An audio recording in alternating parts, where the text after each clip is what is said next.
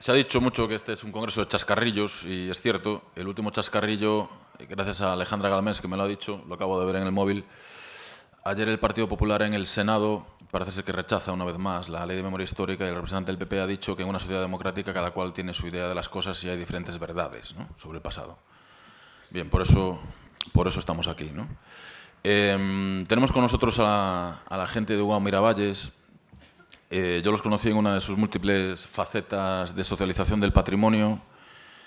Es impresionante la cantidad de gente que arrastran y lo entusiastas que son. Richie Zárate, exjugador profesional de balonmano, ha hecho menos fortuna que otros jugadores de balonmano. Por eso estamos aquí. Y es impresionante cómo vecinos de un pueblo, el estanquero del pueblo, gente que está muy vinculada a movimientos sociales, a la radio, a medios de comunicación, pues han tirado para adelante y con el apoyo de los vecinos y también del ayuntamiento han puesto en valor un patrimonio que estaba totalmente oculto y era totalmente desconocido, ¿no?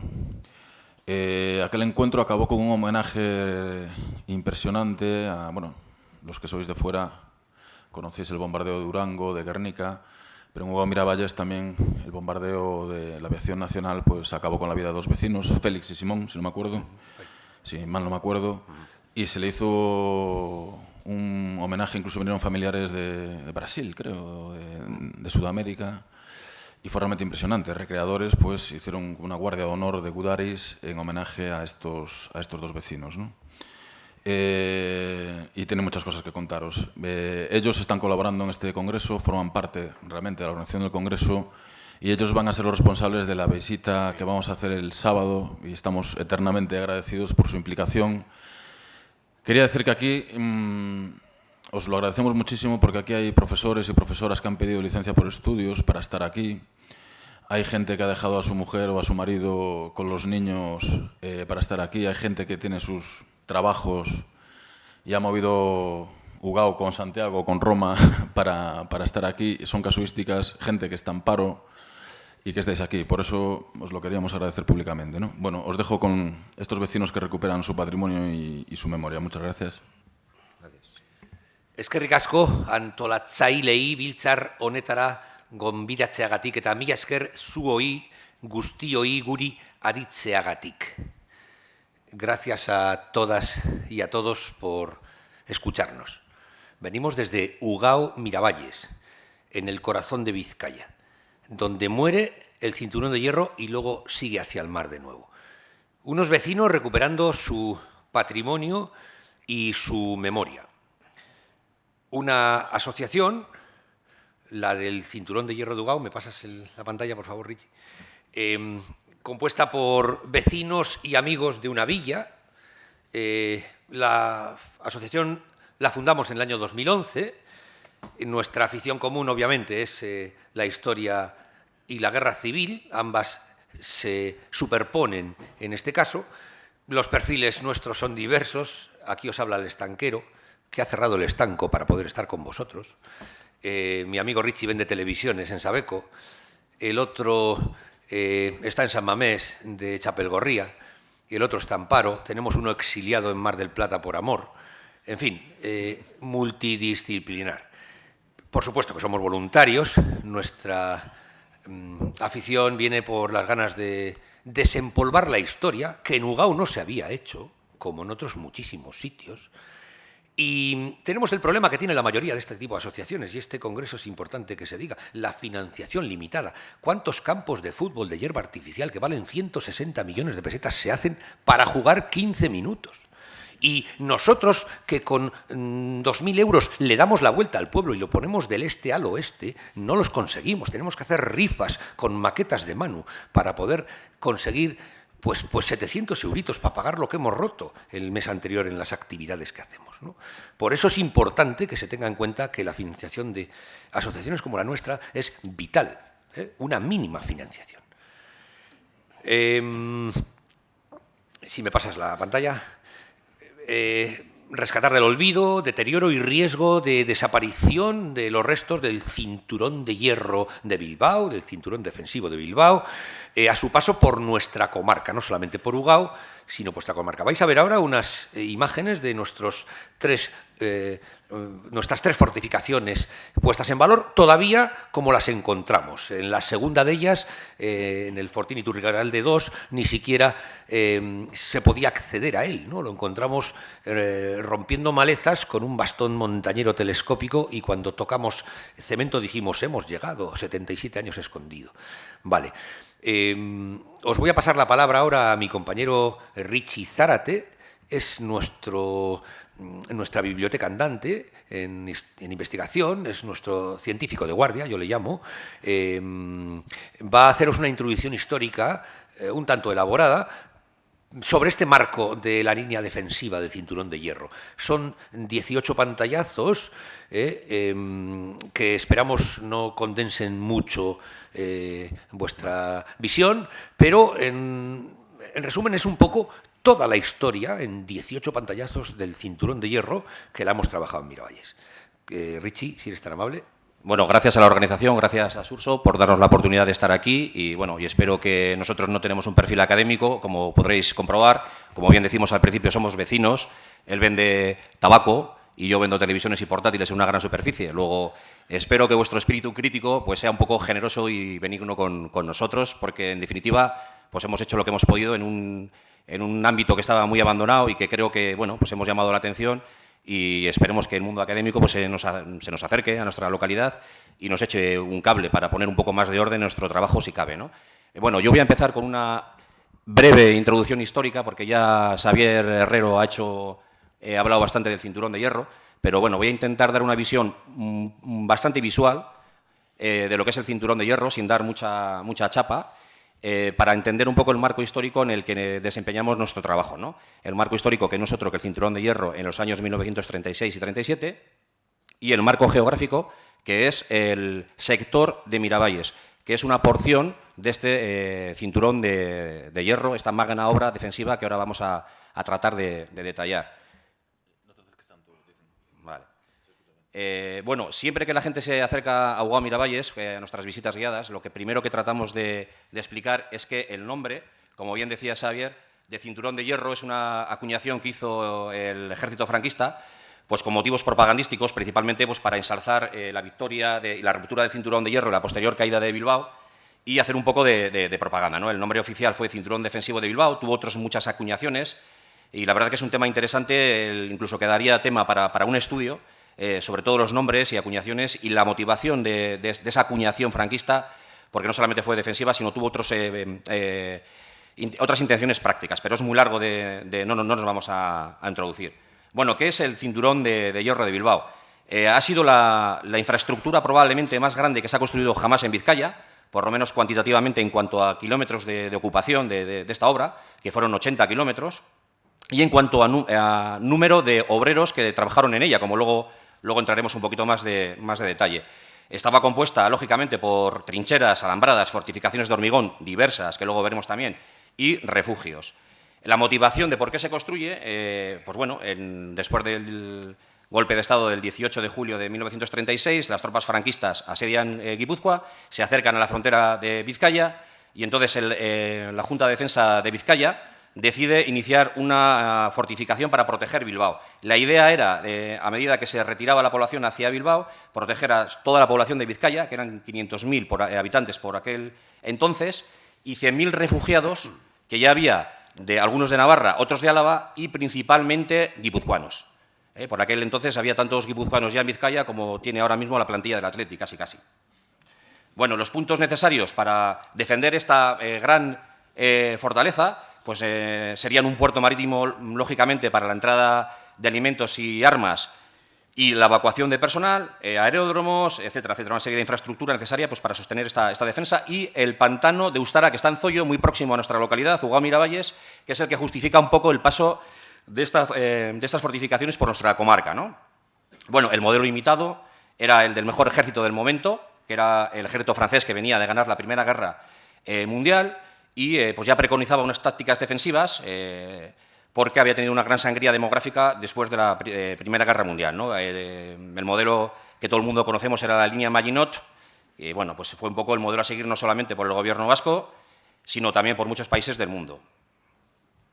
Bueno, aquí tenéis en este mapa, que quiero que os fijéis primeramente, si me lo permite el ratón, ya veis esta forma de herradura que de costa a costa, desde Barrica, aquí en el norte, va dando la vuelta a Bilbao con un radio de unos 15-20 kilómetros. Este circulito de aquí sería nuestro ámbito geográfico, nuestro sector de Miravalles, que no solamente era Ugao Miravalles, la localidad donde nosotros habitamos, sino también comprendía a Ceberio, a Arrancudiaga y durante un tiempo también a Llodio, las construcciones que se hicieron en Llodio. No solamente se construía el cinturón de hierro, sino que simultáneamente se estaba reforzando también el frente, que ya estaba más o menos estabilizado, en el frente guipuzcoano, en el frente alavés y en el frente burgalés, que iba desde el Gorbea hasta, pasando por la Sierra de Orduña, la Sierra Sálvada, hasta Arceniega. Ahí tenéis un barrido, podéis hacer un barrido visual de las diferentes tipologías de fortificaciones que componían este cinturón de hierro, desde Barrica, pasando por Derio, Larrabechu, pasando por Ugao Miravalles hasta Musquiz, otra vez a la costa. Fotos que debemos al fotógrafo Indalecio Ojanguren, de Eibar, y que han sido de gran utilidad vital para el estudio de este cinturón de hierro. Hizo un total de 140 y pico fotos, si no recuerdo mal, con fines laborales, porque él era fotógrafo y bueno, la idea era hacer una serie de postales para luego ganarse la vida, ¿no? Bueno, aquí están los personajes que construyeron el cinturón de hierro, el que inició las obras, que era el gobernador civil de Vizcaya, el primer Lehendakari, que fue el que ya las impulsó definitivamente, un personaje muy importante que era Alberto de Montauz, que fue un militar que envió la República al norte, ya desde el 2 de agosto ya estaba por aquí, y que se erigió como jefe de Estado Mayor del Ejército Vasco.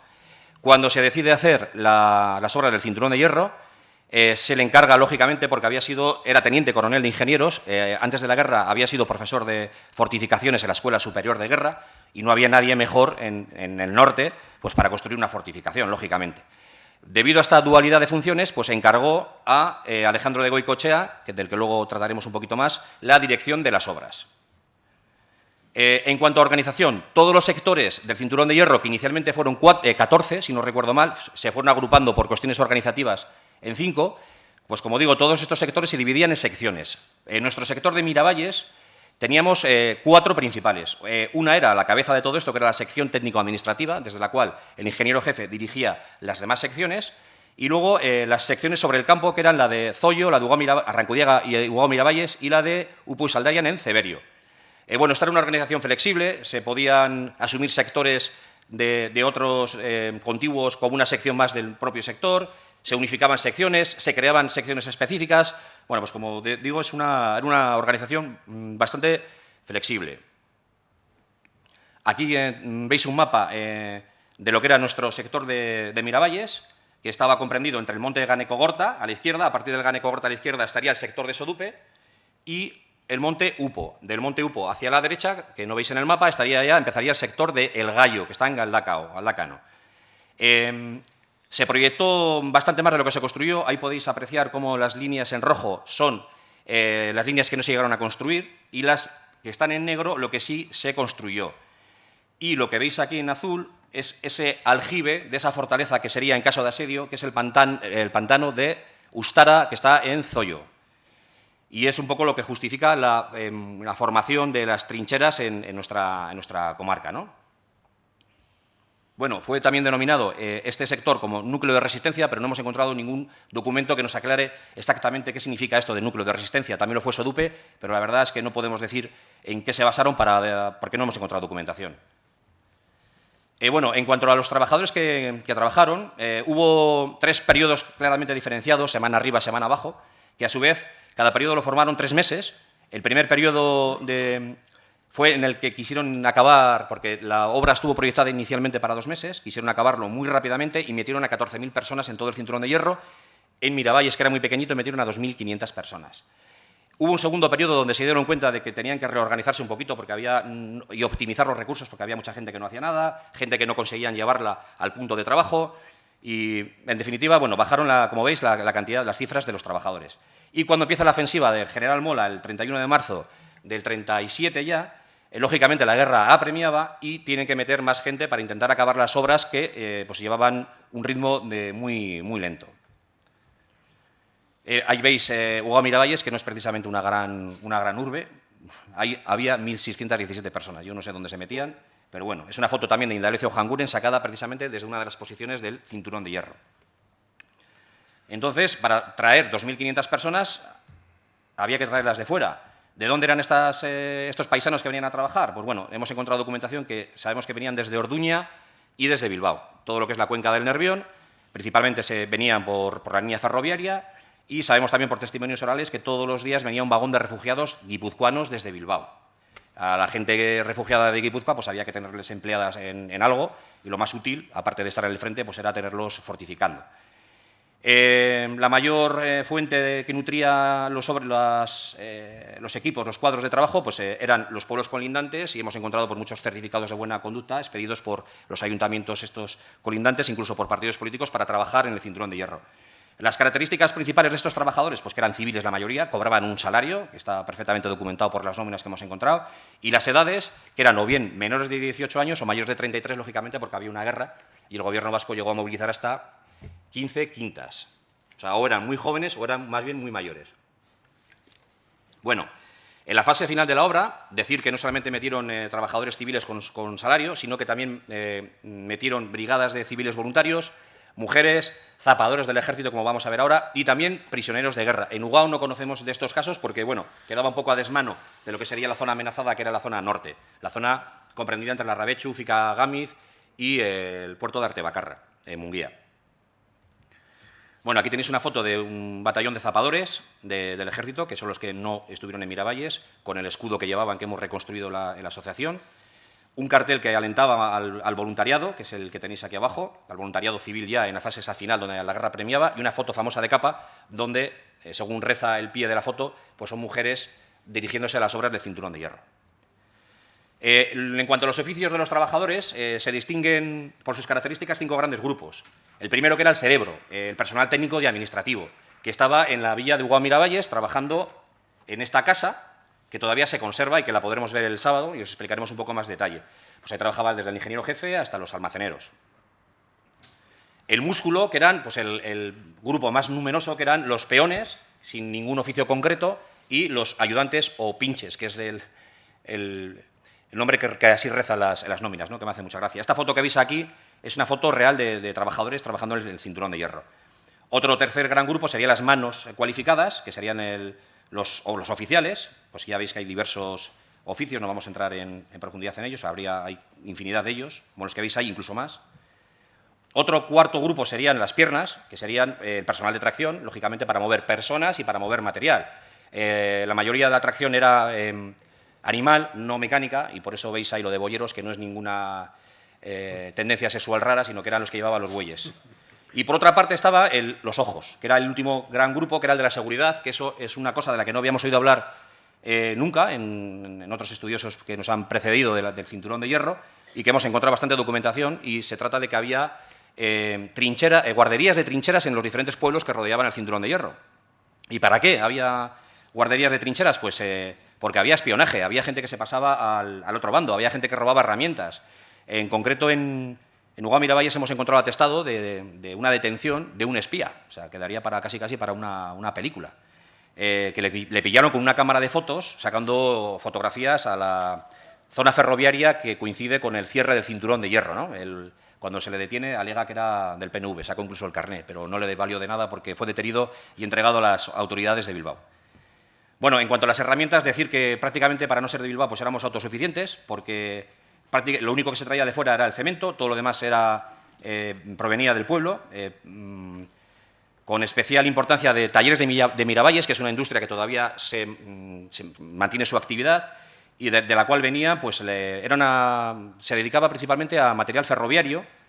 Era muy importante porque, como veis en el nido este de la izquierda, las vigas que se ponían en los techos para reforzar el hormigón normalmente se hacían con vías ferroviarias, y pues también proporcionaba todo tipo de herramientas, las piquetas para los tendidos de alambradas, el propio alambre de espino, etc. Y muy cerquita de Ugao Miravalles también había una fábrica de sacos terreros que, como veis en la foto de la derecha, pues se usó con mucha profusión en nuestra zona, hasta que el propio Montauz, como hemos dicho, era el diseñador del cinturón de hierro, se lo prohibió a Alejandro de Goicoechea, pues porque eran muy visibles para la artillería enemiga, los sacos terreros, eran muy cantosos, hablando en...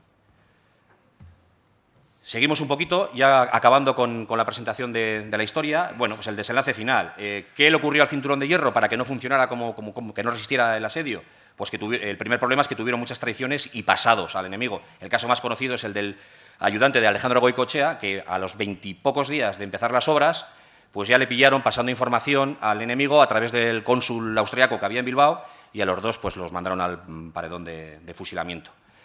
El principal error fueron los constructivos, que no se concluyó. El propio Goicoechea, cuando se pasa al enemigo, se jactaba de que había retrasado las obras, que las trincheras eran muy rectilíneas, apenas había profundidad defensiva, no había trincheras en paralelo, para que nos entendamos, en muchos sitios, no se habían concluido los campos de alambradas, y que las fortificaciones eran muy visibles para la artillería y la aviación. Se veían mucho.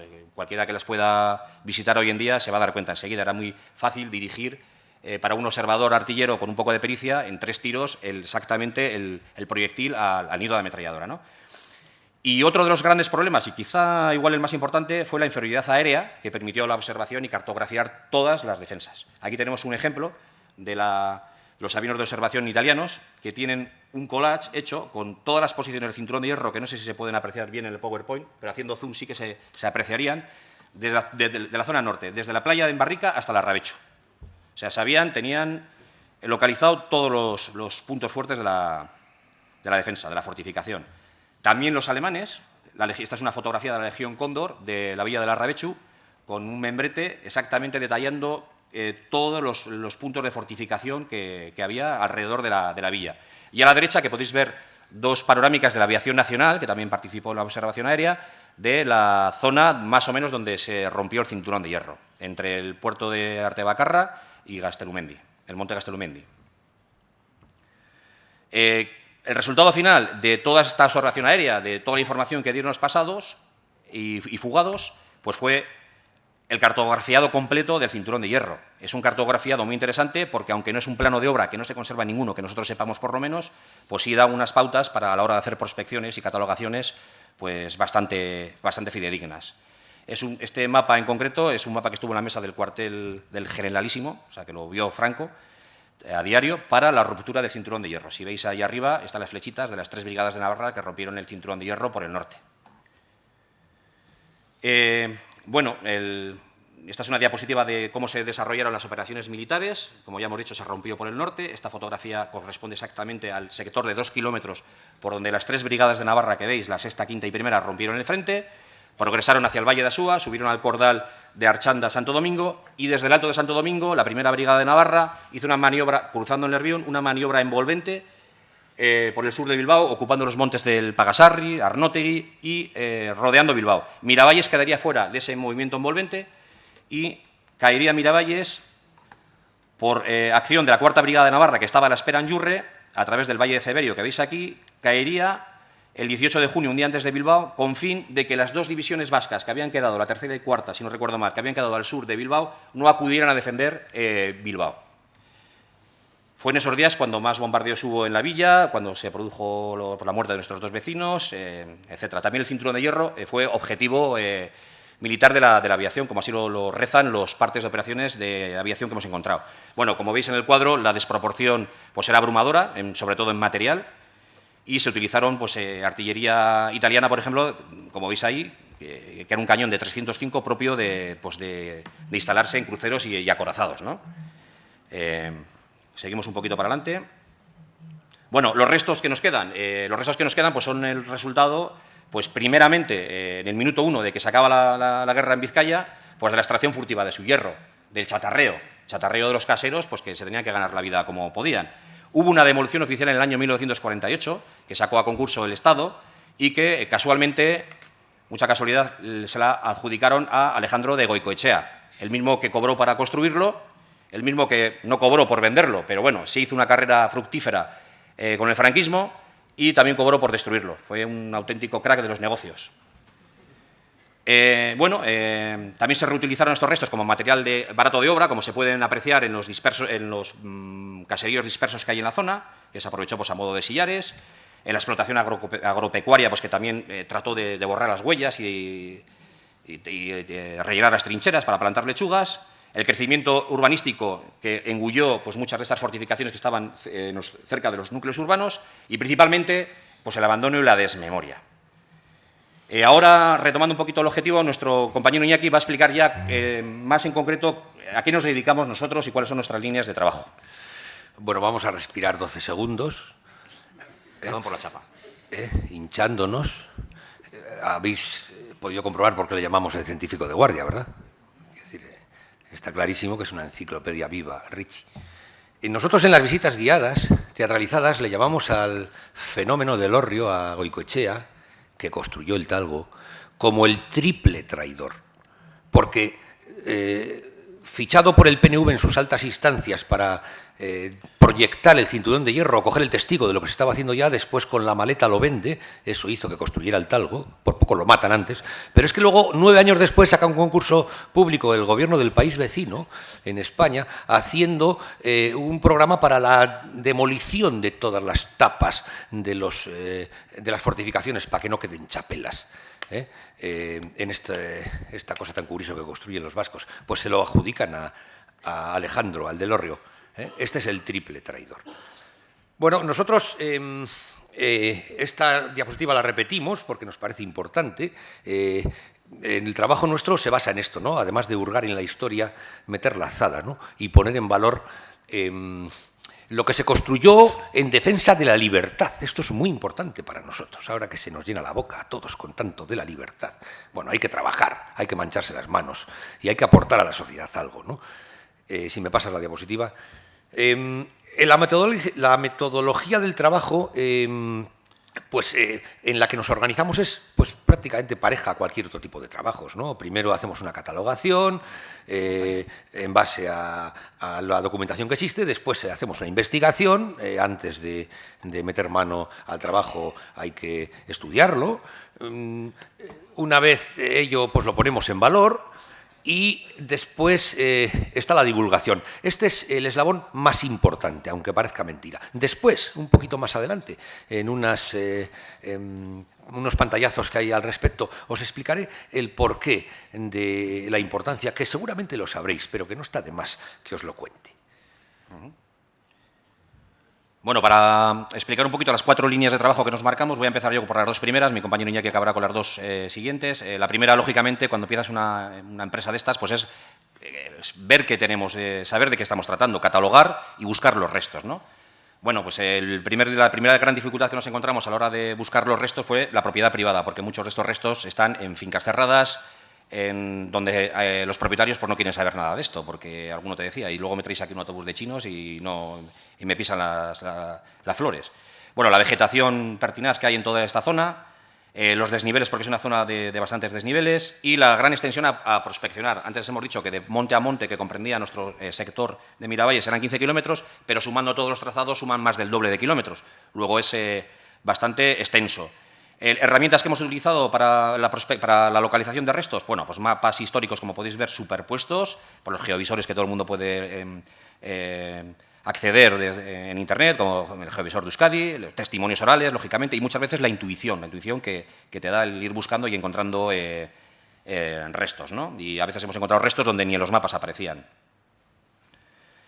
Bueno, ¿cómo hemos organizado este catálogo? Bueno, pues lo hemos organizado por municipios. Inicialmente la idea nuestra era organizarlo por secciones, pero como ya hemos dicho, que esas secciones eran flexibles y cambiaban, pues finalmente decidimos hacerlo por municipios, clasificado por tipologías, con una terminología militar sacada de manuales militares y a la vez descriptiva. Había veces que hemos tenido que acuñar nosotros la terminología, como bien decía Xavier, que vas a otro pueblo y en el pueblo de al lado quizá pues, no sea la misma, que en eso habría que hacer un esfuerzo, y ya lanzó aquí el testigo, para unificar criterios en cuanto a terminología. Pues fotografiado, georreferenciado, trazado de plantas, la confección de maquetas interpretativas que podéis ver de nuestro compañero y artista Manu Paz Varela. Estos son los elementos que componen el cinturón de hierro, al menos en nuestro sector de Miravalles, en base a los cuales hemos ido haciendo el catálogo, que son alambradas, trincheras simples y trincheras capotadas. Lógicamente, la diferencia entre trincheras simples y capotadas hoy en día pues, no existe porque los materiales perennes que tapan las trincheras pues, han perdido, ¿no? Abrigos en galería, que ya ha hablado también Xavier, abrigos blindados, que muchas veces se ubicaban o bien exentos o bien debajo de los propios nidos de ametralladora, y galerías fortificadas o galerías de fusileros que hemos acuñado nosotros, como veis en las dos fotografías, nidos de ametralladora, que era la base de este sistema de fortificación, y muros de hormigón aspillerados, creo que Xavier lo ha llamado controneras, bueno. Y finalmente los fortines que eran el conjunto donde se usaban más de un elemento de fortificación de los que hemos visto anteriormente. Estas dos fotografías que podéis ver aquí son de dos casos en Ugao Miravalles, donde podéis ver cómo se conjuntan un nido de ametralladoras con un muro de hormigón. Normalmente también tenían un abrigo blindado, seguramente estará debajo del nido de ametralladora, y en el caso de la derecha tenemos aquí una galería de fusileros o fortificada y un nido de ametralladora, y probablemente, porque ese es un fortín que ha desaparecido, hubiera un abrigo blindado contiguo. Bueno, como hablábamos y como veis, las maquetas que hace nuestro compañero, que están expuestas permanentemente en la sala de cultura de nuestro ayuntamiento, donde tenemos una pequeña exposición también. Esta es una ficha tipo, incompleta, por cierto, que nos faltan las medidas de los restos que vamos catalogando. A la vez que vamos prospeccionando restos arqueológicos, también hacemos una pequeña prospección material, metálica principalmente, y los restos que vamos encontrando pues los vamos exponiendo en esta pequeña exposición que tenemos, como ya hemos dicho. Les hacemos unas fichas para dotar un poquito de valor añadido a los restos que vamos encontrando, como la que podéis ver aquí. No nos vamos a meter tampoco mucho. Y bueno, el objetivo de esta catalogación final no es otra que la de crear una herramienta pues, que nos sirva para extender nuestro proyecto a los ayuntamientos que así lo soliciten, vecinos, y tener una herramienta también de conservación para cotejar el estado de la conservación en futura de los restos arquitectónicos. Bueno, en cuanto a investigación, aquí no me voy a extender mucho porque bueno, hay tres grandes campos de fuentes. El primero es los archivos, que cualquiera que haya emprendido pues, una empresa similar pues, habrá recurrido a los mismos que hemos recurrido nosotros. Destacar que en los fondos municipales es donde más información hemos encontrado, curiosamente. Los documentos que hemos encontrado, lo que más información nos ha dado han sido las nóminas, que aquí veis un par de ellas, que han sido las que nos han aportado pues, datos sobre organización, sobre los oficios, sobre los nombres de la gente que trabajó, la cantidad de gente que trabajó. El otro gran grupo o campo de las fuentes ha sido, lógicamente, los testimonios orales. Aquí tenemos pues, uno de los últimos gudares de Ugao Miravalles, uno de los últimos constructores de cinturón de hierro que hemos tenido la oportunidad también de entrevistar. Esta pareja entrañable aquí de ancianos pues, que son hermanos. Una trabajó tejiendo los sacos que se utilizaron en el cinturón de hierro en nuestra zona, otro haciendo las piquetas y el alambre de espino en talleres de Miravalles. Bueno, pues dos niños de la guerra que fueron testigos de muchos de los episodios que allí sucedieron. Y el otro gran grupo, pues las fuentes bibliográficas e Internet, pues como todo hijo de Pichichi. Ahora os voy a pasar le paso la palabra al compañero Iñaki para que hable de las dos últimas líneas de trabajo, que son igual quizá las más importantes y donde más, pues, por nuestro perfil no académico, pues somos más fuertes igual. Bueno, todo el trabajo es importante. Quiero decir que cada materia tiene su destino, ¿no? Nosotros empezamos por los restos más cercanos a la villa. La villa de Ugao es una especie de embudo geográfico y donde parten diferentes laderas altas y en torno a ellas es donde se circunda el cinturón, ¿no? La villa queda abajo, ¿no? Curiosamente, en su contexto arquitectónico, nuestros restos son los más importantes, probablemente porque es donde hace la U el cinturón, ¿vale? Y desde un principio se cree que por ahí lo van a romper. Luego se construye algo un poco mayor que en el resto de lugares. Esto no quiere decir que haya alguno por ahí suelto, también de un alto nivel, ¿no? En volumen, quiero decir, de construcción. Como es normal, lo primero que hay que hacer es, una vez que lo tienes claro y que tienes un grupo que quiere trabajar, es hablar con los propietarios, ir al ayuntamiento, documentarte de quiénes son los terrenos y solicitar por escrito el permiso, porque a las palabras se las lleva el viento. Después hay que adecuar los accesos. La primera fortificación que localizamos no se podía ni llegar en carretilla con las azadas. Quiero decir, era una locura, una selva impracticable. Después de adecuar los accesos, pues hay que limpiar la vegetación no deseable que botánicamente no tiene ninguna importancia. y después hay que limpiar las basuras porque estas fortificaciones han sido basureros clandestinos durante 70 años y desde una lavadora hasta una rueda de camión, pasando por las botellas de calisay que se bebían los portugueses que en los años 50 plantaron los pinos en nuestra zona, por ejemplo. En la excavación hay que requerir de un asesoramiento arqueológico. Nosotros tenemos la suerte en Ugao que una compañera es historiadora y arqueóloga y es con la que contamos para valorizar un poco en este terreno arqueológico antes de meter la azada. Se llama María José Sagardui y es quien nos apoya y nos ayuda antes de, sin darnos cuenta, poder romper la historia en algún vestigio que quede, ¿no?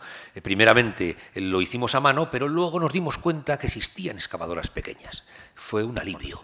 En tanto, lo que hicimos durante un año, todos los domingos, lo hicimos en 4 horas, en el siguiente búnker. Joder, fue para nosotros algo un antes y un después, lo de fuera broma, lo de la máquina, siempre prospeccionando los registros metálicos que puedan salir, ¿no? En fin, esas balas, esos herrajes, alguna cosita que pueda salir, ¿no? Dice la cita popular que una imagen vale más que 1000 palabras. Pues 6 imágenes valen más que 6000 palabras. Aquí tenéis nuestros productos limpios abajo y lo que encontramos arriba. En algunos casos casi ni parece que es lo mismo, ¿no? Bueno, la foto es la toma exacta en los 3 lugares, ¿no?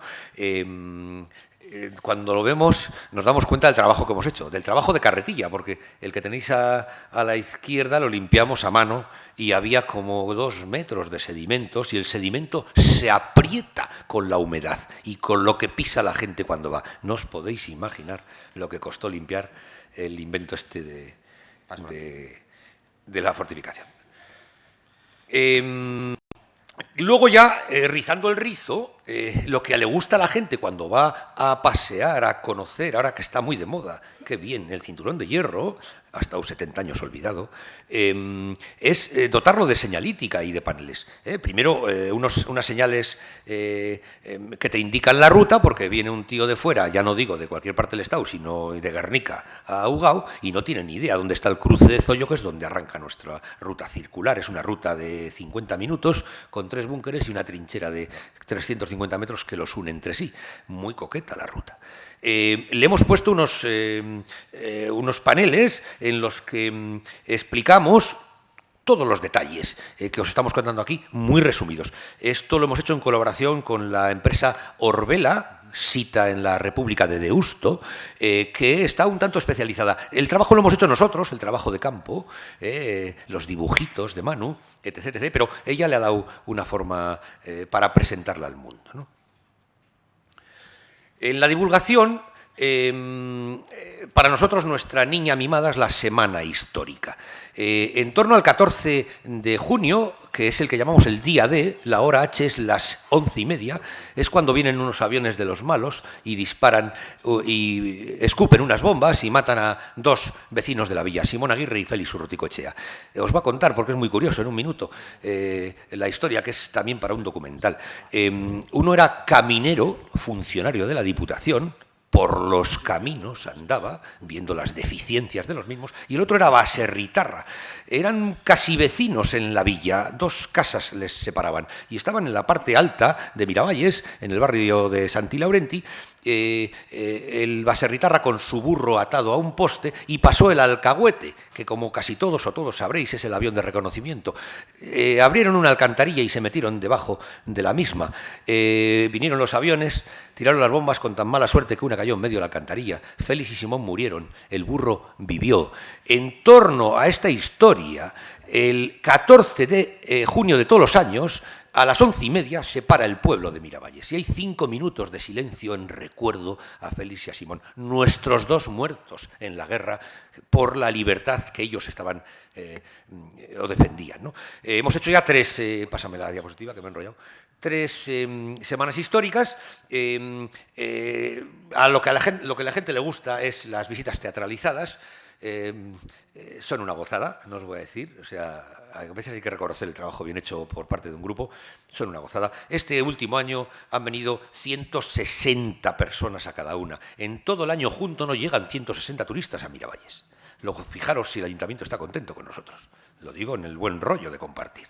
Hemos puesto a Miravalles un poquito en el mapa turístico, recreativo, histórico, guerra civilista.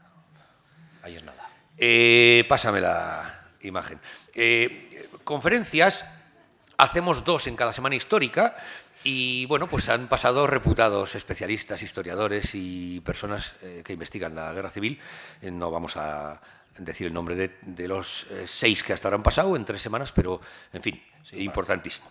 Este es el día D y la hora H. Aquí veis arriba familiares de Félix y de Simón, con nosotros, con el alcalde también. Veis la placa que pusimos, que está en el centro de la villa y que, bueno, pues el que la lee pues siempre tiene un recuerdo para ellos. Y algo muy curioso es que a nivel privado, a los familiares, fijaros, este año han venido 63 familiares de los 2 fallecidos. Allende los mares alguno, ¿no? Es mucho, 63 familiares. Para nosotros es un orgullo. Al acabar este acto protocolario de entrega de flores a los descendientes, Richie les hace una explicación en el lugar donde cayó la bomba. Ahí mismo, si le puedes puntear, Richie, para que vean más o menos dónde está la alcantarilla, ahí estaba la alcantarilla, ahora es una alcantarilla de Telefónica, por cierto, y Richie les explica los detalles, el tercer apellido del que conducía el avión. El tecnicismo, cosa que agradecen mucho porque llevan 70 años sin saber más que lo que pasó, ¿no? Y bueno, pues esto ya lo ha hablado Richie, en la Kulturetzea, en el Palacio de Jane, en la misma Ágora de Ugao, en la plaza pública de Miravalles, hacemos alguna exposición con unas pedazo bombas, como podéis ver, vamos, que no se entere la Guardia Civil. Las visitas guiadas no solamente son las oficiales, que hacemos 2 oficiales en torno a la Semana Histórica, sino que están abiertas a diferentes grupos. Hemos hecho unas 16 visitas guiadas ya, a estudiantes, a montañeros, a alcaldes de la zona, técnicos institucionales, en fin. La divulgación es importantísima. Esta y la siguiente diapositivas en lo que quiero explicaros el porqué de esa importancia. Hicimos un primer folleto hace 3 años, que es el azul, que se agotó, y el folleto de la derecha salió ayer de máquinas, está calentito. Lo hemos hecho para vosotros, para el Congreso. Lo reutilizaremos después, pero es nuestro pequeñito regalo, nuestra aportación. Lo tenéis fuera y no cojáis 2 porque no llegan para todos. Vale, la divulgación es el eje de comunicación entre el trabajo realizado y la sociedad. La sociedad en general bastante tiene con el fútbol y con el Gran Hermano. Luego, todo esto hay que dárselo bien empaquetado con un lacito. Hay que tener una buena relación con los medios de comunicación para que lo que escriban, lo escriban bien. Que la traslación sea buena, cosa que en esta materia no suele ser normal. Nosotros tenemos la suerte de tener muy buena relación. Yo mismo tengo un programa, voy a hablar de mi libro, en Radio Popular de Bilbao los sábados a la mañana, es el segundo programa más escuchado en Vizcaya, con 80.000 oyentes al minuto, donde dedico muchísimo espacio al Cinturón de Hierro y mucho más al de Ugao. Yo hablo sobre historia, etnografía y montañismo, pero siempre le busco el rescollo para meter el Cinturón de Hierro. Nosotros hemos salido, por suerte, en varias dobles páginas de la prensa, varias veces, por supuesto que en muchas páginas enteras. Y pues nuestro hito será salir en la portada de Interview. Interview es una revista semanal que, como sabéis, fue la primera que sacó en portadas semidesnudos de chicas, ¿no? Todavía sigue haciéndolo, ¿no?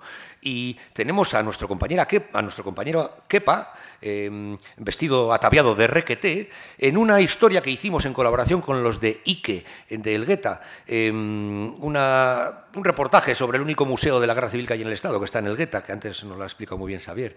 Y bueno, pues tuvimos la suerte que la foto de portada era de uno de nuestros miembros de Miravalles. En fin, no deja de ser interesante por la divulgación que tiene esa portada, que hay mucha gente que solo ve la portada, como sabéis. Sigo. Vale, hace muy poquito hemos tenido la suerte de recibir nuestro primer premio, ya era hora, por cierto, y somos al lado de Bilbao, joder. Entonces, Deia, el rotativo Deia, en los premios Hemendik Sariak, nos ha dado una distinción acerca de nuestro trabajo con la memoria histórica. Estas fotos son de hace 3 semanas, Manu, por ahí. No sabemos ni dónde colgarlo. Sigo para adelante. Vaya. Bueno, ya para acabar, simplemente pues, comentaros las intenciones y futuro que tenemos como asociación, que no es otra que la de seguir abierto por obras. O sea, vamos a seguir intentando implementar y complementar las fortificaciones que ya hemos excavado y limpiado con otras menores, como son trincheras, alambradas, todo con el fin pues, de intentar crear un espacio de interpretación de lo que es el cinturón de hierro. Incluso tenemos una idea, que todavía no es un proyecto, de reconstruir íntegramente, eso ya lo haremos con método arqueológico, tranquilo Xavier, no te pongas nervioso, que es un fortín que está ubicado en la entrada de la villa y que tiene un potencial divulgativo muy importante, y que lo queremos hacer también un poco como hito de la memoria histórica material y como homenaje pues, a esta sociedad civil que se echó al monte con un pico y una pala pues, para defenderse de los totalitarismos que amenazaban Europa y, en particular, pues, el Estado español, ¿no? Nuestra intención es también seguir ampliando esta recuperación, trasladarla a los municipios colindantes que están dentro de este sector de Miravalles, que explicaba anteriormente, y el objetivo final de todo esto pues, es llamar la atención de las autoridades y conseguir la protección final, que no es otra cosa que es competencia del Gobierno vasco, en este caso de patrimonio, pero que ya nos consta que están en ello, manos a la obra. Ahora, sin más, bueno, daros las gracias. Mi compañero Iñaki os va a despedir. Bueno, el sábado que viene, día 13 de diciembre, os esperamos en la muy noble y leal villa de Ugao, Miravalles, en una visita guiada a nuestro cinturón, que es de hierro, en la que habrá una gran sorpresa y hasta aquí puedo leer. Recordad que todos los años, en torno al 14 de junio, realizamos nuestra Semana Histórica, en la que, como os he dicho, organizamos conferencias a las que, sin duda alguna, muchos de vosotros y vosotras seréis ponentes en adelante. Quiero terminar con un recuerdo para mis compañeros del Cinturón de Hierro de Ugao, que sin ellos sería imposible que estuviéramos aquí Richie y yo. Gracias a la organización por invitarnos a este congreso y gracias a todos y todas por escucharnos. Seguiremos trabajando en algo tan apasionante como el desenterrar la historia, no solo en trozos de hormigón armado y varilla de forja, sino en contar la verdad de lo que pasó hace 77 años en este país. Gracias a Surso por organizar este encuentro sobre la arqueología de la Guerra Civil Española. Sin duda que la historia lo agradecerá y lo contará. Eskerrik asko denoi.